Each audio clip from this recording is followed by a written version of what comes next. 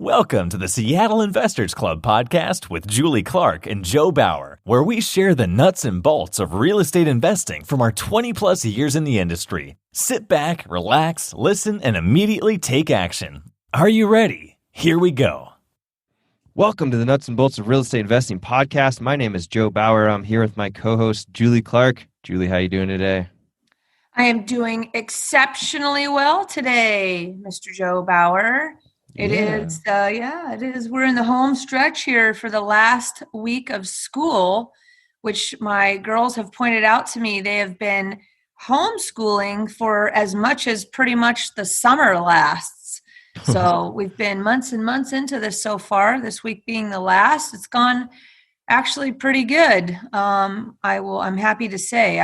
I know some of my friends are going through major pain, but somehow I've got my kids to do what they need to do, and they kind of do it on their own. So I'm one of the lucky ones here, knock on wood. So actually going to miss it because it takes up at least half their day every day, with some learning and some good stuff. So since all the camps are kind of canceled, we're going to have to figure out what's up. Yeah. Yeah. You have any plans or thoughts around that? Well, I think I want to do the RV road trip. Maybe we'll come out and visit you actually out in where you guys are at. Definitely. I did, by the way, send your June monthly workout plan to both the girls' email this morning. Nice. So we could get going on that. But I think we'll probably do some sort of road trip, and then I think I'm going to cave in and either buy a basketball hoop or a trampoline. Ooh. Yeah. I hear they're on back order though, so we'll see. Yes. And at our house, we have all view in the backyard, and we don't really have a big backyard, but we have a big front yard. So I'm stuck sticking this stuff in my front yard. As Addison points out, wouldn't that bring down the value of our home? And I'm like, yes, but we're desperate at this point, so we'll do whatever we need to do. What's going on over there for you guys? Oh, just enjoying the nice weather here and, working out, planning what our next step is, which we're not 100% sure what that's going to look like. Oh, we did have some family who's been living in Chile just fly back to Seattle, and they're quarantining themselves for 14 days in Emily's parents' mother-in-law, which is kind of a funny story. Wow. Well, flights are happening, right? People are just choosing whether they're going or not. I mean, I couldn't imagine having to wear a mask for 12 hours. That would drive me insane. I'd have to smell my own breath for that. I guess there were people like they have everybody one seat open, right? So you're not sitting directly next to each other. And then a lot of people had like those face shields on, which again, interesting. Yeah, strange. Well, I don't know how that helps when the air blows out the bottom of the shield. I thought people were layering those shields over maybe they had a mask plus a shield. Maybe. I don't know. Oh, man. Crazy stuff. Well, some of the, here we are. Didn't the national parks open? Some of them have, not all of them, but it seems like there's a good number. And a couple of them even have opened, but then had to close because so many people showed up. So they've opened the door and then everybody bombards in. And then they're like, whoa, we weren't ready for this. And people are not being smart. So then they close them back down. I hear that. Well, guess what today? Today, guys, we are going to bombard you. That's how I might transition. I just look for words, Joe. That's all I do. We're going to bombard you guys today with some super ninja information about down payment assistance programs from my good friend, the one and only Marissa Beach. What's up, Marissa? What's up, Julie? What's up, Joe? Thank you for having me today. I greatly appreciate it. Thanks for sitting and listening to our banter. Sometimes we could probably go on forever and ever. We forget we're even on a podcast. But hey, guys, I want to introduce you today, everybody, to my friend Marissa Beach with Berkshire Hathaway. And as I said, we're going to be talking about down payment assistance programs because she is a ninja when it comes to these types of programs. Me, completely clueless. I am more probably of a listing agent, and I don't know that I'm working in the same realm. So I feel like like I'm missing a whole part of my business. But the good part is I know Marissa, and now you're going to get to know her too. And she can school us today on what all those programs are and some of the details. And we love that she's going to share that with us. But first, before we do that, Marissa, how's it going over there for you? Pretty well here in Seattle at my house, just chilling like a villain. Feeling like a villain, staying busy? A little bit, slow down. It has been busy up until about 2 to 3 weeks ago, and then all of a sudden it slowed down quite a bit. But I continue with the buyer's education classes, which are now available via Zoom, which is awesome. Yeah, we're going to jump into that. But before we do that, let's start off with the question numero uno so we can get to know you better. Heck yeah, let's do it. So Marissa, we love to get to know people better. We want to know like how you grew up, where you grew up, and how that led you into the crazy world of real estate that we're all in today. Well, I'd like to first start by saying real estate was never on my dream list or bucket list growing up, right? So I grew up in the Bay Area, born and raised in the East Bay Area. I went to a very small religious school in San Pablo, California. Which one was that? Which school? East Bay, Alameda, baby. In San Pablo, it was a Calvary Christian school, very, very small. We had basically, I think, around 15 students, and that was from kindergarten to high school altogether. Wow. So, yeah, very, very small school. And, I feel my parents are Christian, and so I was raised Christian. And so the school that they chose for us was inherently those values. And up until about 8th grade, middle school is when my parents bought a home in Corning, California, which is near Chico, not far from where the campfires were not too long ago, about a year or so ago. And I went to Chico State. So my whole undergrad was basically Spanish and Latin American studies. And when we were growing up, like my mom basically would take an RV and we would travel the country. And that was nice to sightsee and to see other states and other monuments and things like that. And that kind of propelled me to continue with the traveling. I was never one to like to sit around. In fact, the other day I was counting the number of times I've moved in my life and added up to something like 15, which can be a lot to some and not a lot to others, depending on your perspective and experience, right? So when I was in college, when I did a Spanish and Latin American studies program at Chico State, I also wanted to take advantage of studying abroad. So I studied in Costa Rica for 2 weeks, and then in Mexico for about 6 weeks, then in Chile for 2 years, and went back to Mexico for a year, traveled throughout South America, Chile, Argentina, Peru, Bolivia. Really, really just love Latin America. Such a diversity of cultures, of people, the foods. Had some amazing experiences, met a lot of great friends, and had definitely a different education as a result. Now, my grandparents are from Seattle, and so my biological family is from Seattle on my dad's side, and my mom's side is from the Philippines with family members throughout California. And so when I was looking at graduate schools, because I knew I wanted to do a master's degree, I just didn't know in what, I was basically trying to choose the city. And Seattle popped up because I had grown up coming here almost every summer since I was probably 11 until, my 20s, basically, visiting my grandparents, and they used to live in Queen Anne. And so I'd come up and visit them, and I'd be like, oh, Seattle's kind of a cool place. Why don't I apply to UW? I had no clue what kind of school UW was, right? I was like, I just want to live with my grandparents, whatever. I had no idea how prestigious it was. I mean, even though I grew up in the Bay Area, I really identified with being that small town kind of gal near Chico. And so coming to Seattle, especially at a school like the University of Washington, was such a huge difference compared to Chico State.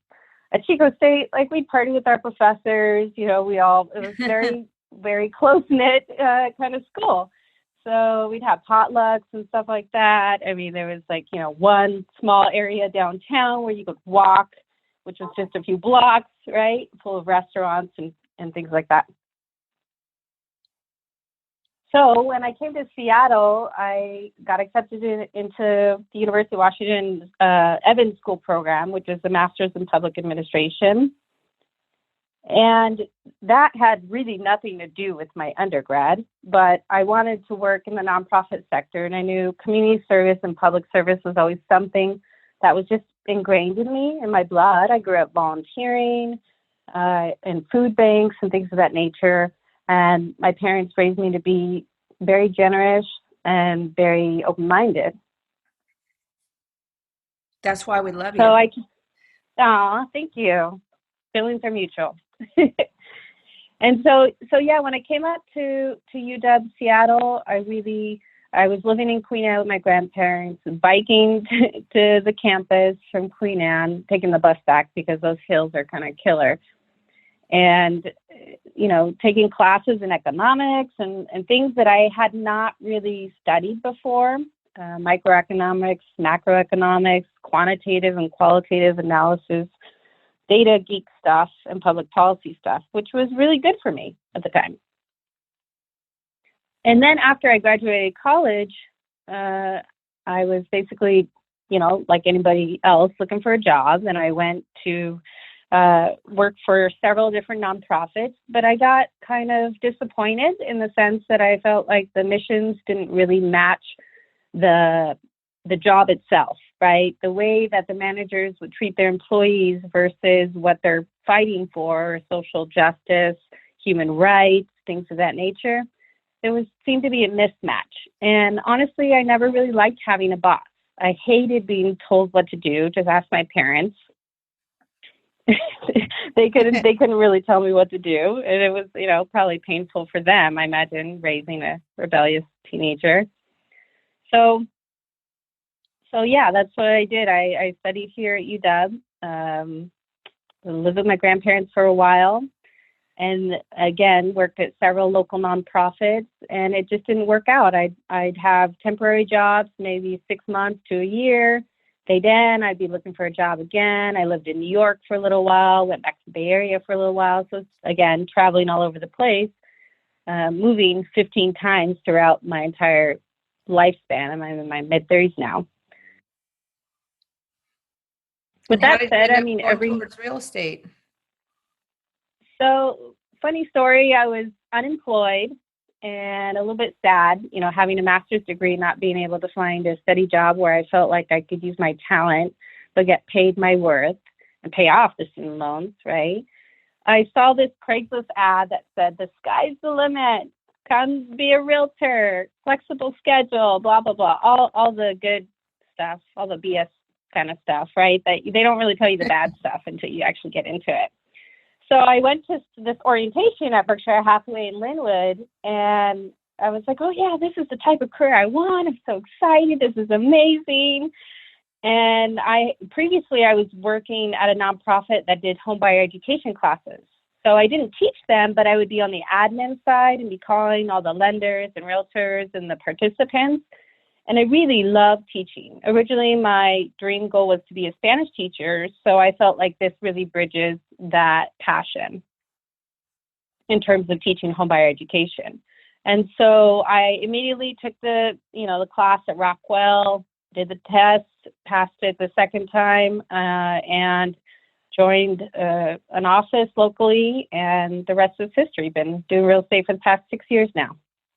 Yes, and you have found your way, migrated your way towards being a teacher in Spanish of real estate. Is that right? Correct. So I teach the homebuyer classes monthly, and the majority of my classes are in Spanish, and the majority of my clients speak Spanish or at least bilingual. And so that's where the passion, the drive has come from.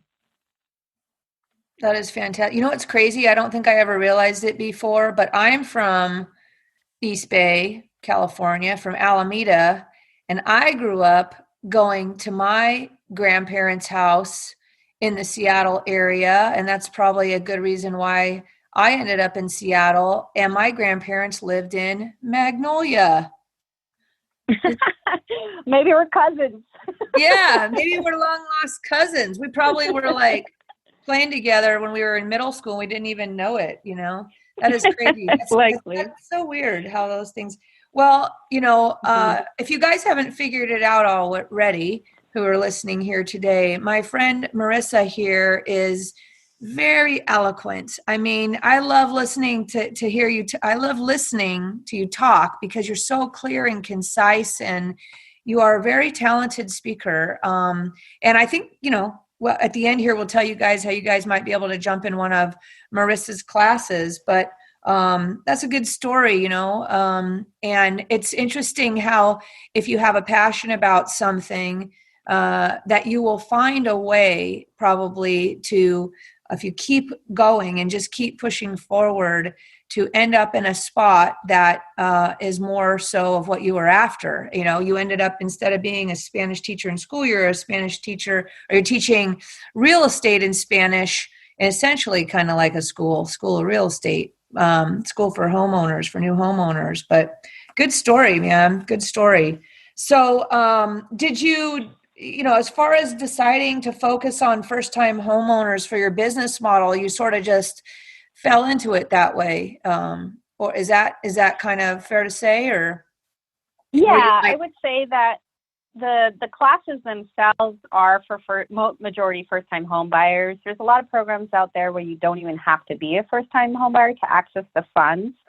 But there are more programs for first-time home buyers than, let's say, if this is your second or third or fourth time. What's most important is to not have a current home under title. So it might not be your first time, but the state defines it as not having a home under title for the past 2 to 3 years.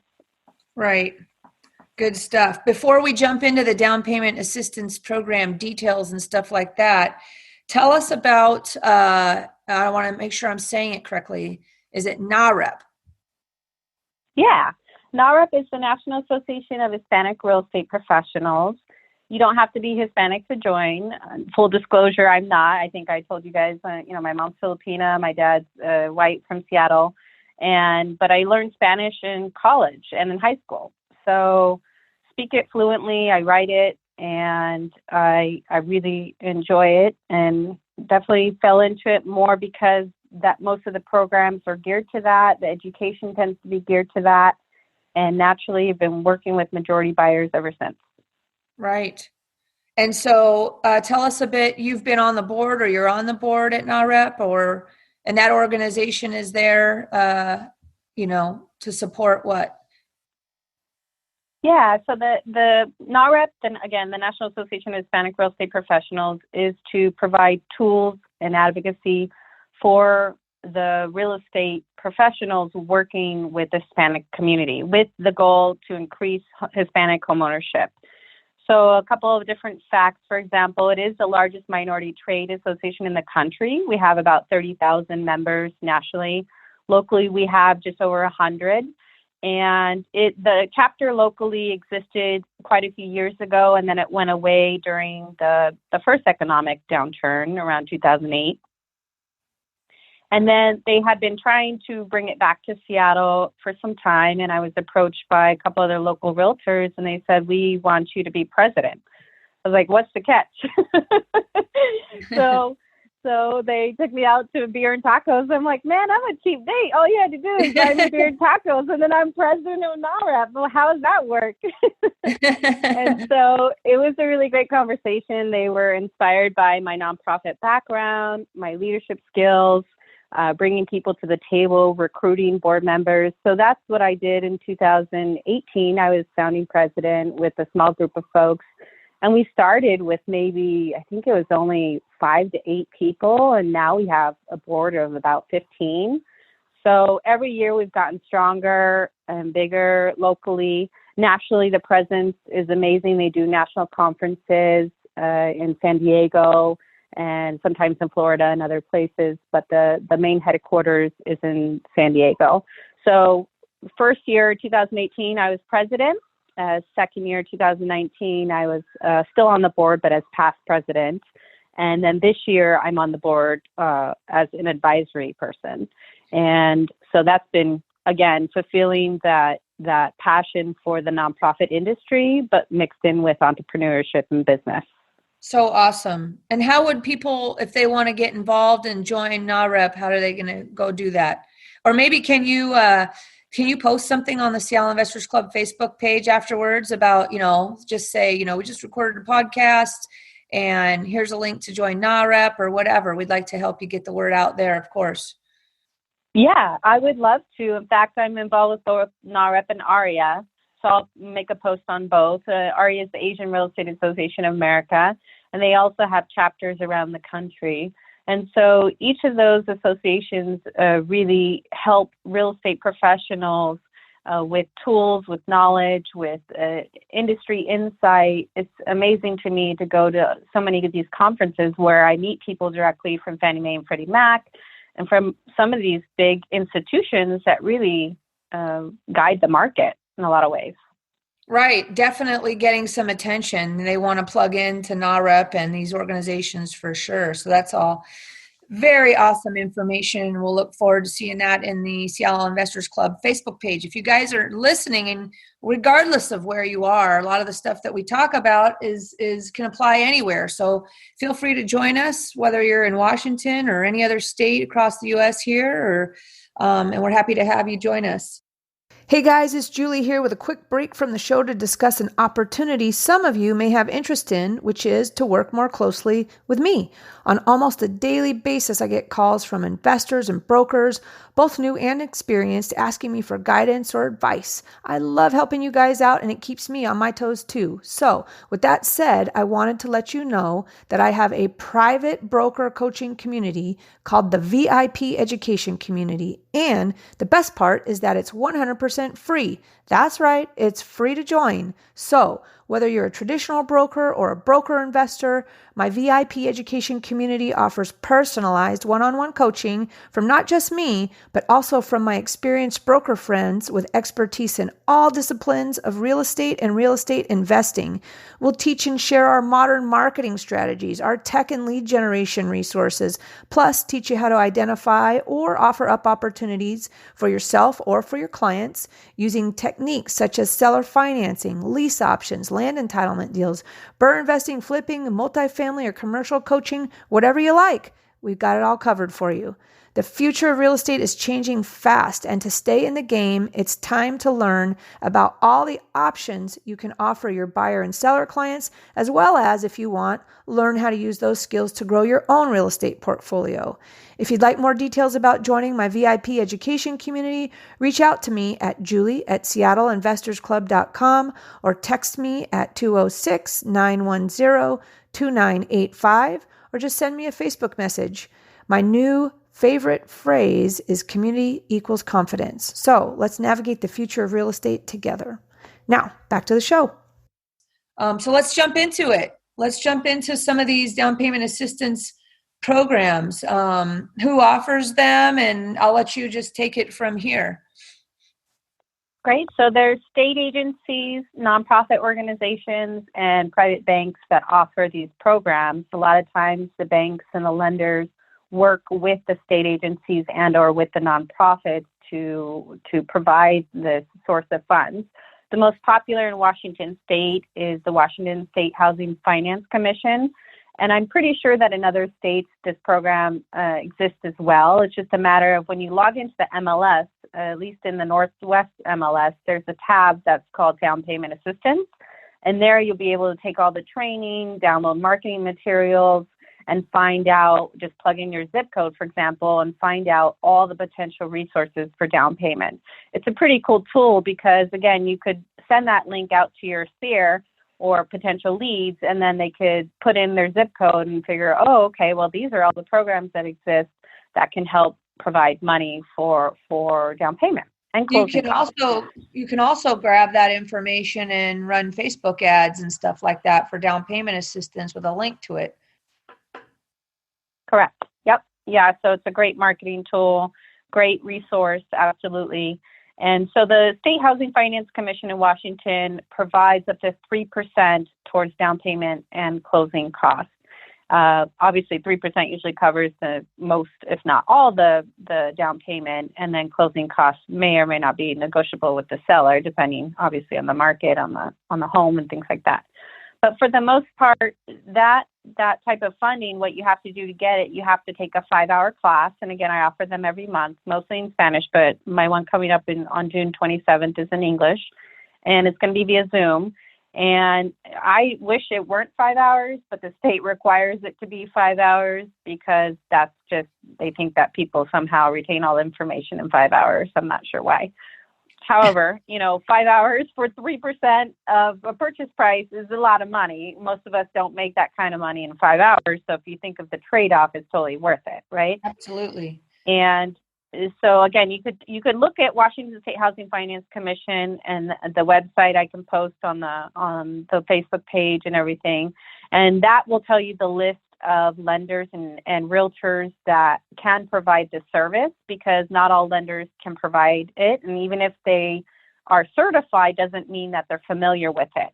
In order for them to continue to be certified, they have to use the bond and use the program at least once or twice a year, I believe. And most of the lenders that I work with are extremely familiar because we co-teach the classes together. So that's one program. Again, the only requirement is that you take the online class for 5 hours, be a first-time home buyer, or at least not have anything under your title for the past couple of years. And there's some income restrictions depending on your household size. And so if you look online, I believe it's around $130,000, around that amount, but it can change from county to county. So it's important just to reach out to your local lender or agent, or if you have questions, people can reach out to me directly as well. And do you, as far as working with an agent, does that agent have to be certified, or you're just certified to teach the classes? You have to be certified to obviously you want to work with somebody that is, because they know all the ins and outs, right? So if you have those questions, you're lucky, guys. Today you get to meet Marissa. Anybody who's looking to pursue those types of purchases, I highly recommend you call Marissa and work with her. But just for the real estate agents that are listening, do they have to be, you can go after, you can bring these types of programs to your buyer clients without being certified, or you have to be certified as an agent? As a realtor, that's a good question. As an agent, I don't think you have to be certified, but the lender does. So don't quote me on that. I'll have to look up. But definitely to teach the class, we both have to be certified. So it just kind of goes hand in hand in terms of helping with the knowledge base and knowing the process, because there's some things that may or may not affect the loan as a result. Like the interest rate might be affected a little bit. But again, you don't have to repay this money until you refinance or sell your home. And so those are things to think about, because it's like free money for the meantime. Such a good deal. And so who's your go-to on this? Do you always start, like, do you have a pecking order of who you go down the list? And Yeah, I do have several lenders I work with. Again, all of them are bilingual and familiar with this type of program and other programs. I tend to work with people depending on their geography and knowledge, right? My go-to people tend to be at Homebridge and Home Street Bank, and then the rest, it just varies. Like certain banks have programs as well. BECU has a program, Home Street has its own program, Banner Bank has its own program. Almost every bank has a down payment assistance program besides the one offered through the state. And let's talk about the grants. What's the grants that are available, and where do we get those? So Bank of America is offering a grant up to $17,500. It's a grant. Again, you don't have to pay it back ever, but you do have to claim as income on your taxes the year following, right? So always consult with your CPA about that. But there are some income restrictions. You don't have to be a first-time home buyer. The rules that apply to that program are basically geography based on the census tract. So you have to be you have to want to buy in a low to moderate income zip code. And again, this is not to say that you have to buy in an area where you may not want to live. There are plenty of areas to which that definition applies to. Right. Awesome stuff. Is Bank of America the only one that offers the grants, or are there other banks that are also offering grants?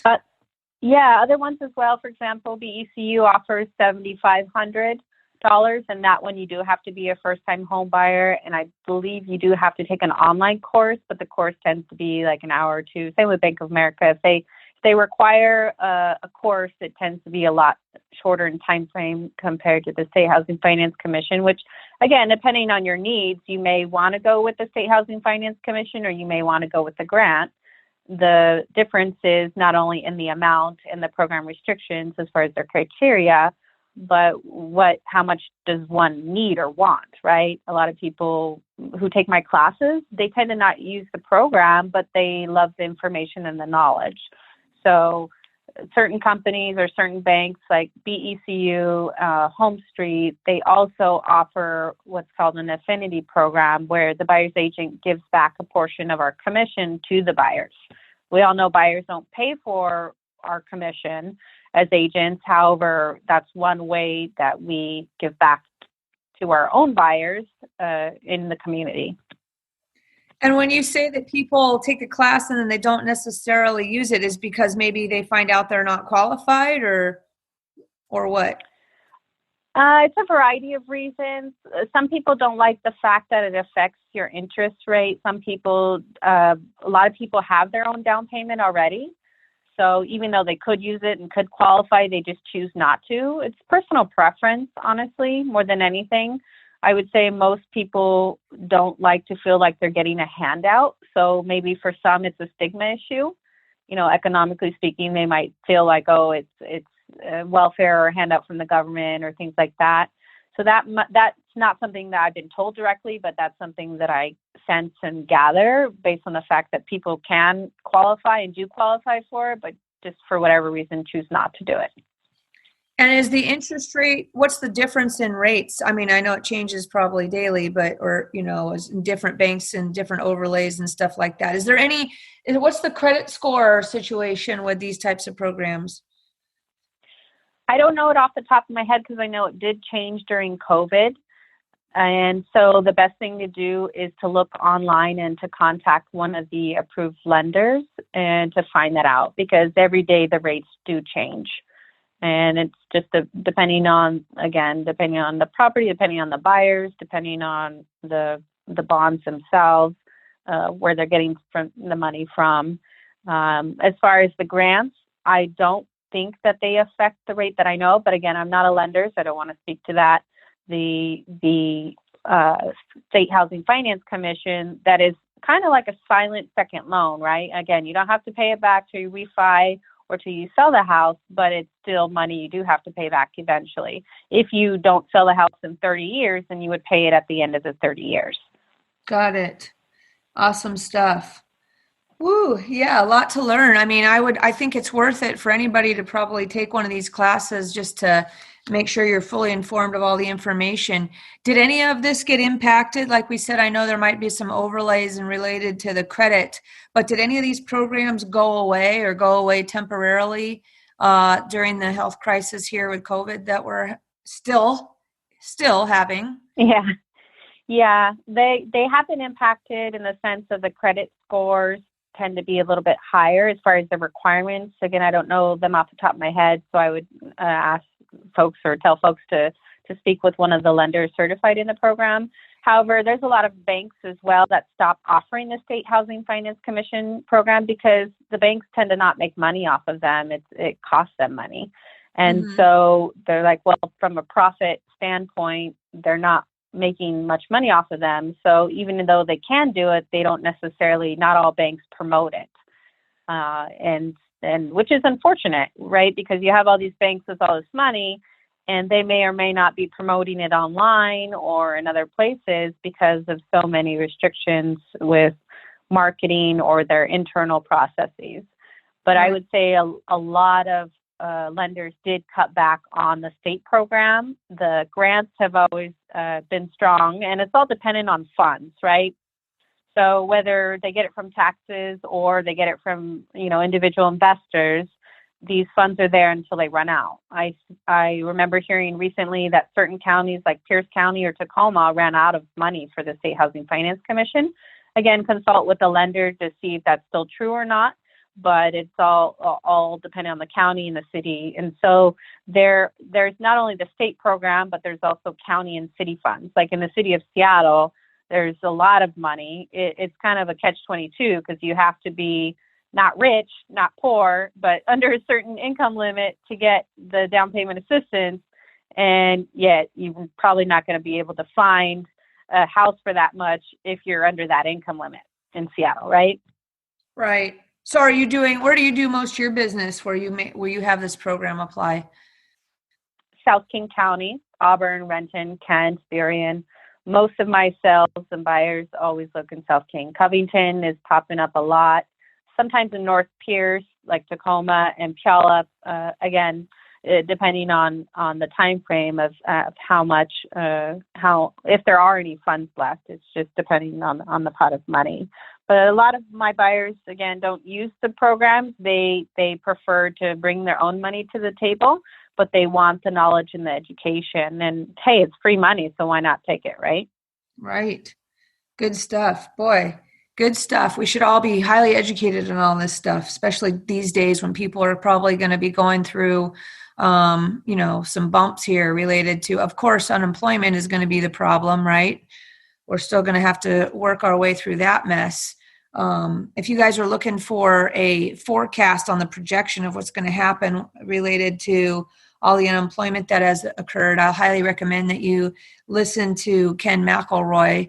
I think I posted that. Maybe I only posted it in my VIP for my VIP people, but follow Ken McElroy on YouTube, and he's got some great information and really breaks down the data of what we might be expecting here as far as a recovery, related to the pandemic and all the unemployment that has occurred. So, well, what would be like the first 3 questions you might ask one of your buyers when you are assessing whether or not, they would be a good fit for this program? So I asked them if this is their first time purchasing. That not only gives me an idea of where to point them, because I give them the list of grants and the state, the lenders who do the state program, so that way they can choose and explore on their own. But I also ask them how much savings do they have in the bank?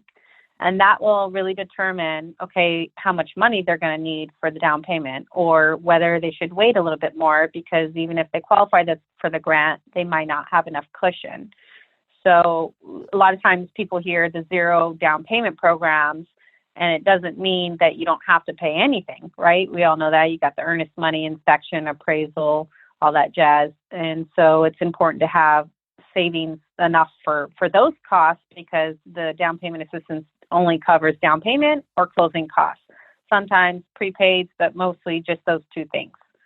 And so again, whether or not they're a first-time home buyer, how much savings do they have in the bank, and whether or not they're a citizen or an ITIN holder. An ITIN holder is a foreigner who has a tax ID number, who pays taxes, works here, and does not have citizenship status yet.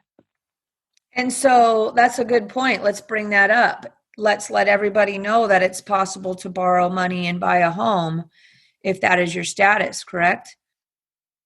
Correct. Before COVID, I had anywhere from, I think, around 8 lenders who did ITIN loans. Now I have maybe 2 or 3. A lot of the investors pulled out the money on the ITIN loans because they said it was too risky. And unfortunately, data shows the opposite. Data shows that ITIN borrowers, they have to pay a larger down payment. So instead of the traditional 3 to 20%, they have to provide at least 20 to 40% just on the down payment side. And all of these programs, they would not qualify for as a non-citizen, because you have to be a citizen or at least have legal residential status, your green card or DACA, for example. And so a lot of the lenders did cut back, or their institutions cut back on these ITIN programs. However, there's still, local lenders that I know of, and a lot of them will be offering it again once the stay-at-home orders are completely lifted. So depending on the county, right, a lot of times if they're a national bank or a national mortgage broker, they might say, well, Washington State, we're not going to do I-10 loans yet because everybody's still staying at home or it's too risky, whatever their criteria and assessment is. Good stuff. Well, guys, you know what I'm saying, I'm listening to all this and I'm like, well, I know who my partner is, right? I want to refer people that fit into this category to Marissa, who has all the expertise and knowledge on this. What I like about our community is, you know, if you know, we know so many people, our network is so deep. Seriously, guys, if you ever have anything come up and it's not your expert or niche, feel free to reach out to me and I will point you in the right direction through my deep bench of experts on all kinds of different subject matters. Today being my friend Marissa Beach, which we're so happy to talk to. Well, let me ask you a less serious question now. Out of all those countries that you traveled to in Latin America, which was your favorite? Oh, that's a hard one. I get asked that That's probably quite a actually bit. the hardest question I asked you, right? Yeah, I would have to say definitely Mexico. I have a big heart for Mexico. The people, the culture, the food is so fresh, and the diversity of the different regions is amazing. The historical, you know, monuments, Chichen Itza and the Yucatan, the pyramids, I was going to say sinkholes, but that's not the right word. It's another, you know, just the clear blue lakes, and it's just beautiful. There's, again, such a diversity of people. People are so kind and generous. And obviously that's the opposite portrayal that we see from the media, right? There's all these stereotypes about Mexico being, I shouldn't say stereotypes, but there is a certain perception that Mexico is dangerous. Don't go there. Well, yeah, like any place in the world, there are going to be more dangerous. Look at and the less United States parts. of America right now. Holy cow. Yeah. Why don't you feel dangerous going to Bellevue or downtown Seattle these days? Give me a break, right? So, yes. Yeah, and but the food is just amazing. You know, I'm not a big fan of soda, but when I have tacos and I need to have a Mexican Coke because it's in a glass bottle with the real sugar, not the corn fruit, you know, the fructose syrup crap. So those kinds of things that just warm my heart, food and people and the generosity of the folks. Again, I spent 2 years in Chile, about a year in Mexico. Chile is a great country as well, and a beautiful country, Argentina. I mean, all those countries have really just amazing places to see, amazing people to meet. I met a lot of different people from all over the world. I was traveling throughout South America. Awesome stuff. I will say I'm going to give a little plug to EXP just because I'm at EXP and they are expanding internationally and definitely into some of these Latin American countries, I believe.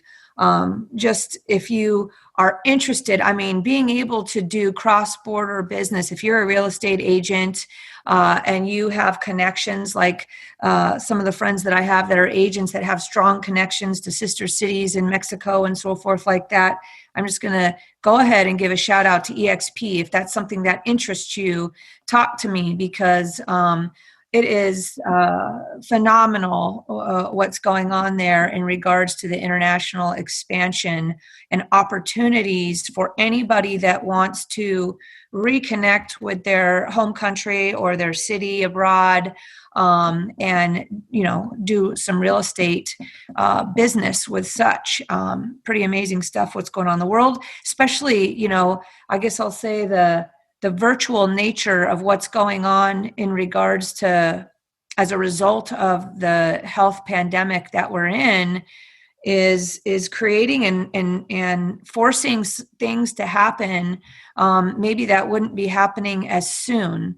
So in some ways, a silver lining and a very dark cloud. I'm an eternal optimist. So, looking forward to see all the virtual technologies continue to reach across borders. And just a shout out to EXP for being one of those companies. If you're interested, like I said, call me because I'll tell you more about that if that's something of interest to you. But awesome stuff, Marissa. Now I can say very clearly that I can't stop thinking about tacos as we're speaking right now. I think where'd we go last time? What was the place called where we went up in Beacon Hill? Oh, here in Beacon Hill, it's called El Quetzal. They have the best fish tacos, and the taco trucks in White Center are also really good. But here in Beacon, I go to El Quetzal a lot. The best margaritas, best tacos, but I mean their plates are huge. You could probably take home half the plate, or if you're like me, just gorge on all the tacos that night. Instead of having a casual dinner for an hour, we'll just stay there for 3 hours talking. But we weren't. What were we drinking when we were there? Something that was a mint something, wasn't it? Oh, mojitos. Okay, we were drinking mojitos. I can't remember. Probably because I drank too many of them. Right? Yeah, and you were rushing off to get to your daughter's play or something. I think I made you late. That's right.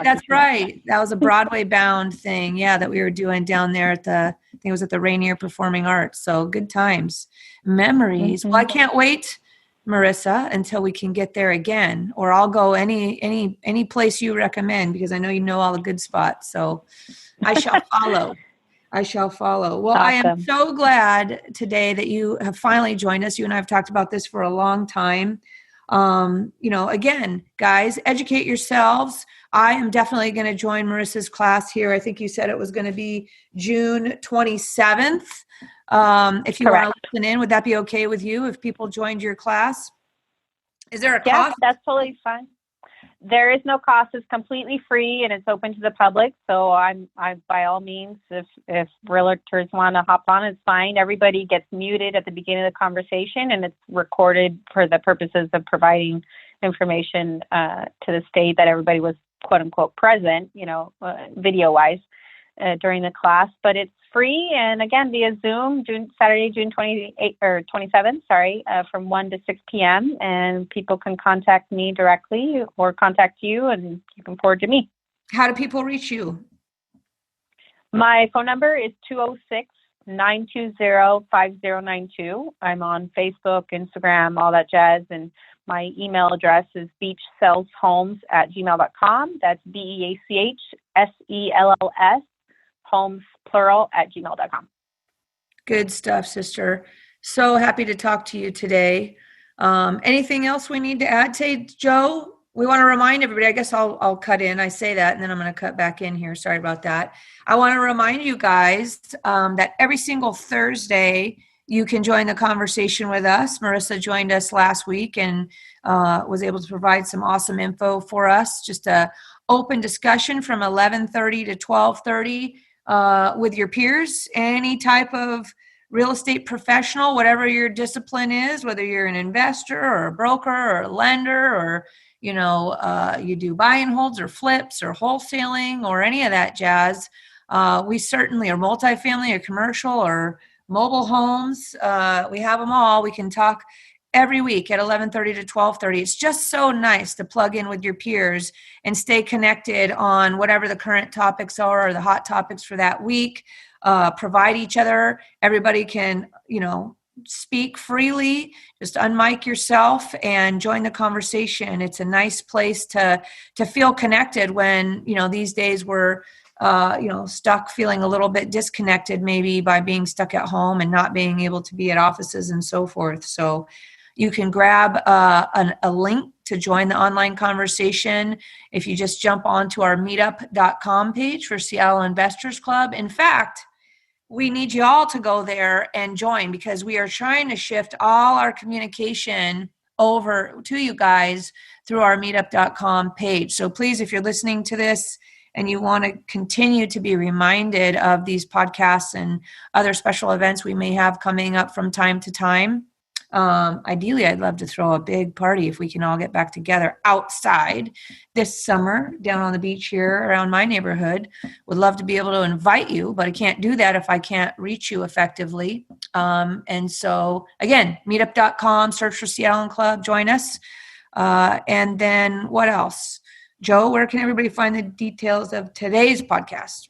Yeah, everything that we've talked about today can be found at seattleinvestorsclub.com/121. That's seattleinvestorsclub.com/121. And if you guys wouldn't mind, we'd love it if you would review this podcast on wherever you are listening to it. That could be iTunes, Spotify, Stitcher, whatever you like. Any reviews in those places would be super helpful.